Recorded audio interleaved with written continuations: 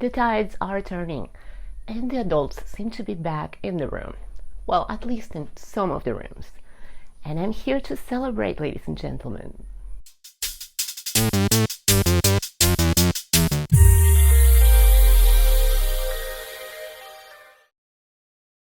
I am back for all the wins. Mellow greetings, friends. I am back from my hiatus. I was out celebrating Pride Month. Nah, just kidding. I was actually really busy because we found a great property and moved to the country. And there's a lot to do, like, moving, unpacking, cleaning out the apartment, really lots to do. And I also fully embraced the country life and started a garden. I make videos about relevant cultural issues, and I try to finish with something uplifting, something Elevant. But this particular video is on the Elevant side because we have some very uplifting news. While I was out here pulling out weeds and picking blueberries, because I have a blueberry tree, some incredible things have happened. I want to concentrate on the 4 major events that are pure hopium. The first one is the overturn of Roe v. Wade, then is the New York City gun law, and the coach that likes to pray, and the fact that the abomination known as Pride Month is finally done. Finally, no more videos of gross, naked perverts twerking in the streets in front of kids. At least I hope so. So let's start with the big one. The one occurrence that has the lefties so mad that the levels of humidity are way higher than normal in the atmosphere, even here in the South, because of all of the lefty tears. The overturn of Roe v. Wade. So, for 50 years, there was a federal law that made abortion legal in America. This was not in the Constitution, it was a decision made by the Supreme Court in 1973. Last week, this decision was overturned, and the issue of the legality of abortion is being sent back to where it belongs, to each individual state. So from now on, each state will be able to decide if abortion is legal in that state. And also, if they decide they want to make it legal, they can establish any limitations they want, as far as in which situation will it be legal, how far along the pregnancy can be, and so on and so forth. This is a great win for babies, for morality, and for the integrity of society. Perhaps the lack of access to abortion will help some people reconsider their life choices. Maybe it will make people more careful about their sexual activity. Maybe, we can only hope. Of course, some states known for their penchant for degeneracy, like California and New York, are going to keep abortion legal. Even the most gruesome kind, all the way to birth, while some other states will outlaw it entirely. Some will have limits on how and when it can be done. So that's all that changed. Before, the federal government decided. Now states are going to decide. People that want an abortion might have to jump through some hoops, but for the most part they will still be able to do it. But the lefties are acting like it's the end of the freaking world. Watch.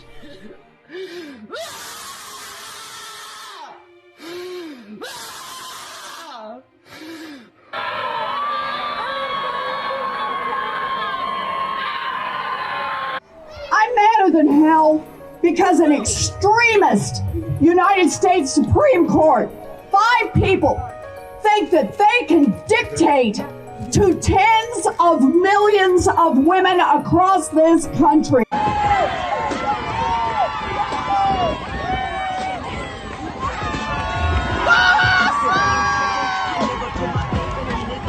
They are so upset that they will have to be more proactive in taking responsibility for their own actions, that they are showing their true demon colors.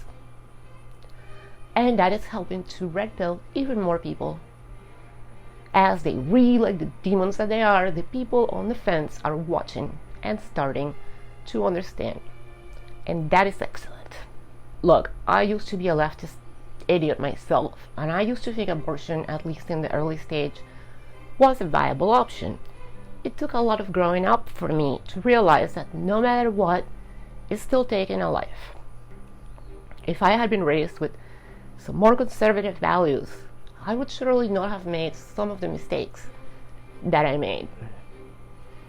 My hope is that this ruling will have the effect to help people realize that the complete lack of solid morals is not a good way to live, that promiscuity does not bring happiness, that perhaps the more traditional way of living is a better choice. Like not screwing everything that moves from the time you're a teen, maybe finding someone you like and having a relationship before you decide to get in bed with them, and being responsible for what happens if you do. But what about the rape victims? They're literally less than 1% of the people that get abortions. What about women that cannot afford another baby? There's birth control, which is way better than abortion because it does not involve taking a human life. There's also adoption, which also doesn't involve murder. And again, there's personal responsibility. Okay, let's move on to the gun sis. In New York, there was a law that said if you wanted to have a bang bang thing and carry it around, you needed to prove that you really, really needed it. Apparently, being able to defend yourself in a city full of meth heads and lunatics was not a good enough reason. Most people got their permits denied. So that was also overturned by the Supreme Court and deemed unconstitutional, because the Constitution does state that every American citizen has the right to bear bang bang things. And I'm sure you all understand I'm not saying the word because it might be a problem on certain platforms. Again, this hurts the lefties' feels because now they say more people with guns will be on the streets committing crimes because, criminals have been patiently waiting for this law to be overturned so they can go get their bang things. Yeah, that is the level of stupidity we are living with. Liberal politicians want all the citizens disarmed and unable to defend themselves, while they let criminals do whatever they want and don't punish them for their crimes. Basically, they want total chaos. At least the overturning of this particular law will help citizens stay a little bit safer in New York. And for win number 3, we have Joseph Kennedy, a football coach that was fired from the school for praying on the football field after the games. So the Supreme Court sided with him and ruled that he did have the right to pray, since free religious expression is also a constitutional right. And the left, of course, they're mad.